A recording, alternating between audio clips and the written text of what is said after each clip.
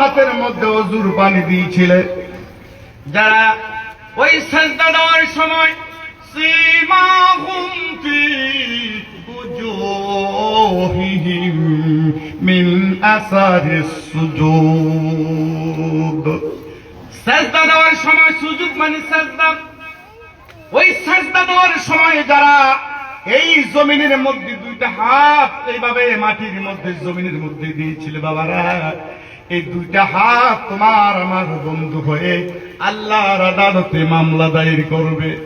রব্বুল আলামিন, আমি আব্দুল্লাহ, আব্দুর রহমান, আব্দুল সত্তার, আব্দুল কারিমের দুটো হাত ছিলাম। এই হাত দিয়ে কোনদিন চুরি করে নাই, বেগানা মহিলাকে স্পর্শ করে নাই, এই হাত দিয়ে কোনদিন উল্টা পাল্টা করে নাই। দুটো হাত দিয়ে তারা পৃথিবীর মধ্যে ভালো ভালো কাজ করেছিল। আল্লাহ, আমি দুটো হাত, আমি আজকে ওই আব্দুল্লাহর বন্ধু হয়ে গেলাম, তোমার কাছে আমি সাক্ষী দেই। আল্লাহ, তুমি তোমার বান্দা গোলামকে মাফ করে দাও। ভাইরা আমার,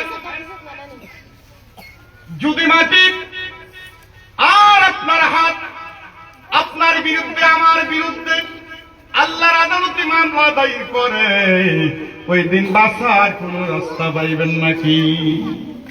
আপনার হাত আমার হাত, আমার হাত যদি আমার দুশমন হয়, আমার হাত যদি আমার বিরুদ্ধে আল্লাহর দরবারে মামলা দায়ের করে, কঠিন কিয়ামতের ময়দানে আপনি বাঁচতে পারবেন না। ভাইরা, কথাগুলো মুখস্থ করো, কণ্ঠস্থ করো। 1 নম্বর সাক্ষী হলো মাটি। 2 নম্বর সাক্ষী কি? সবাই বলতে হবে 2 নম্বর সাক্ষী কি? 3 নম্বর সাক্ষী হলো পাও।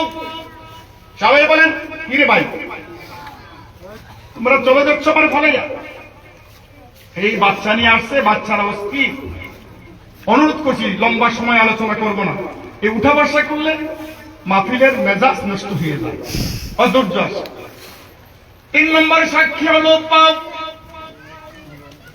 ভালো করে শুনেন, এই পাও কিয়ামতের ময়দানে কথা বলবেন।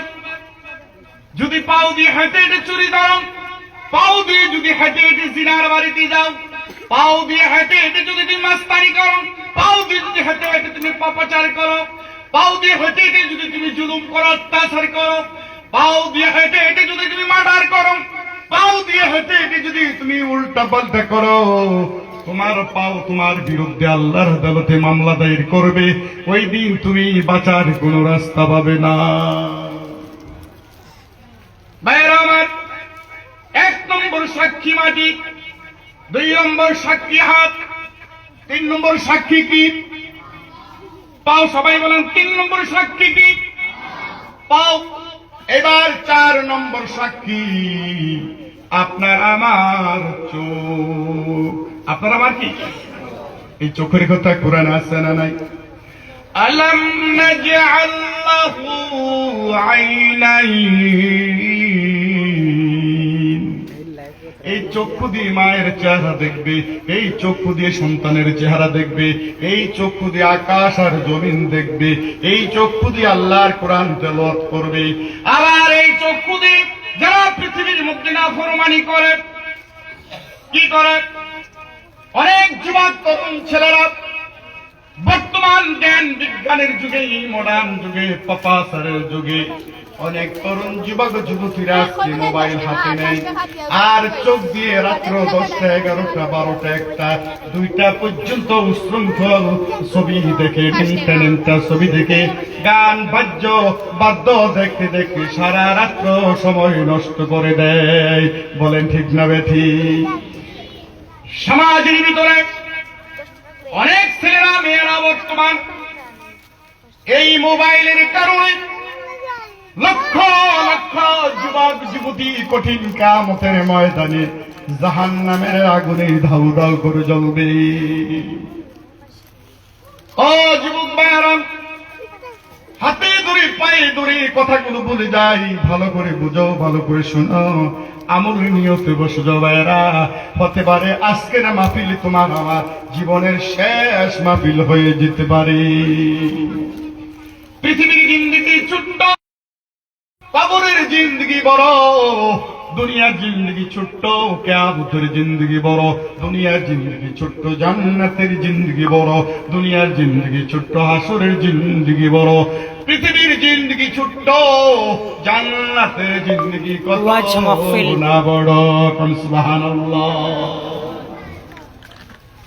ভাইরা আমার, এই নিজের চোখকে দিকে হেফাজত করতে হবে। বেগানা মহিলার দিকে তাকানো যাবে না, গান বাদ্য দেখা যাবে না, উচ্ছৃঙ্খল জিনিস দেখা যাবে না। চোখকে, নিজের চোখকে হেফাজত করতে হবে। এই জন্য দুটো বস্তুকে যারা কন্ট্রোল করলো, দুটো অঙ্গকে যারা কন্ট্রোল করলো, তারা যেন পৃথিবীর মধ্যে আল্লাহর গোলাম হয়ে গেল, আল্লাহর ওলি হয়ে গেল। সুবহানাল্লাহ। একটা হলো চোখের হেফাজত, আরেকটা হলো লজ্জাস্থানের হেফাজত। যারা চোখের হেফাজত করলো আর লজ্জাস্থানের হেফাজত যারা করলো, তারা যেন আল্লাহর গোলাম হয়ে গেল, আল্লাহর বান্দা হয়ে গেল, আল্লাহর ওলি হয়ে গেল। সুবহানাল্লাহ।